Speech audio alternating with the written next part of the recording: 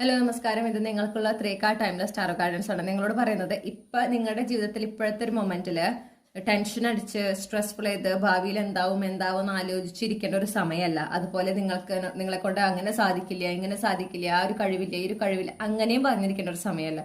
ഇപ്പോ ആത്മവിശ്വാസത്തോടെ നിങ്ങൾ എന്താണോ നേടിയെടുക്കാൻ ആഗ്രഹിക്കുന്നത്, നിങ്ങൾ എന്താണോ ജീവിതത്തിൽ ഇനി വേണമെന്ന് ആഗ്രഹിക്കുന്നത്, എന്തിനു വേണ്ടിയിട്ടാണോ പരിശ്രമിക്കാൻ ആഗ്രഹിക്കുന്നത്, അതിനുവേണ്ടി ആക്ഷൻ എടുക്കേണ്ട സമയമാണ്. തികഞ്ഞ ആത്മവിശ്വാസത്തോടെ ധൈര്യത്തോടെ നിങ്ങൾ അത് നേടിയെടുക്കുക എന്ന ഉറച്ച വിശ്വാസത്തോടെ നിങ്ങൾ ആക്ഷൻ എടുക്കേണ്ട സമയമാണ്. ആ ഒരു സമയത്ത് അതെന്ന് പറഞ്ഞാൽ നിങ്ങളുടെ കംഫർട്ട് സോൺ പുറത്ത് കിടക്കുന്ന ഒരു കാര്യമാണ്. നിങ്ങൾ ആ ചെയ്യുന്നത് നിങ്ങളുടെ ലൈഫിൽ ട്രാൻസ്ഫോർമേഷൻ കൊണ്ടുവരുന്ന ഒരു കാര്യമായിരിക്കും.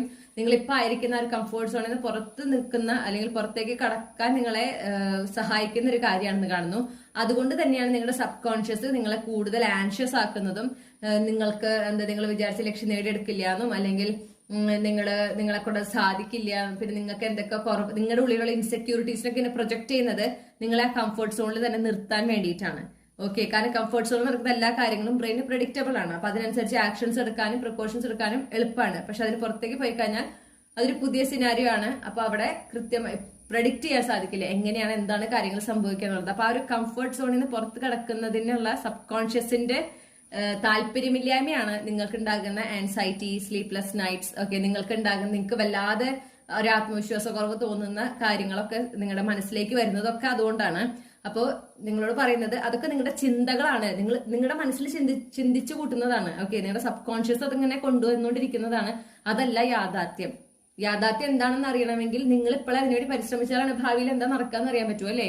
ഇപ്പോഴേ എവിടെ ഇരുന്ന് ഇങ്ങനെ ആലോചിച്ചിരുന്നാല് ആക്ഷൻസ് ഒന്നും എടുക്കുന്നില്ലെങ്കിൽ ഒരു മാറ്റവും നിങ്ങളുടെ ജീവിതത്തിൽ ഉണ്ടാവില്ല. നിങ്ങൾ ഇപ്പൊ അനുഭവിക്കുന്ന ഒരു സ്റ്റാഗ്നൻസി, മാറ്റമില്ലാത്തൊരവസ്ഥ അങ്ങനെ തന്നെ തുടരുകയാണ് ചെയ്യുക. അപ്പൊ നിങ്ങൾക്ക് മാറ്റം വേണമെങ്കിൽ നിങ്ങൾ അതിനായിട്ട് ഇപ്പോ നിങ്ങളെ ഇറങ്ങി പരിശ്രമിക്കണം.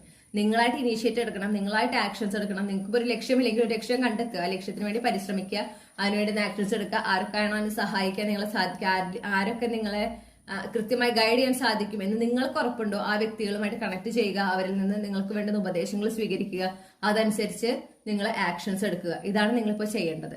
അല്ലാതെ ഭയപ്പെട്ട് നിങ്ങളുടെ മനസ്സിലുണ്ടാകുന്ന വേഴ്സ്റ്റ് കേസ് സിനാരിയോസ് ഒക്കെ യാഥാർത്ഥ്യമാകും എന്നൊരു ഭയം കൊണ്ട് അതിന്റെ ആൻസൈറ്റിയിലല്ല നിങ്ങളിപ്പോൾ ഇരിക്കേണ്ടത്. അത് വെറും ചിന്തകളാണ്. എപ്പോഴും ഓർക്കേണ്ടത് അത് വെറും ചിന്തകളാണ്. 100,000 ചിന്തകൾ നമ്മുടെ മനസ്സിൽ വന്നുകൊണ്ടിരിക്കും അല്ലേ?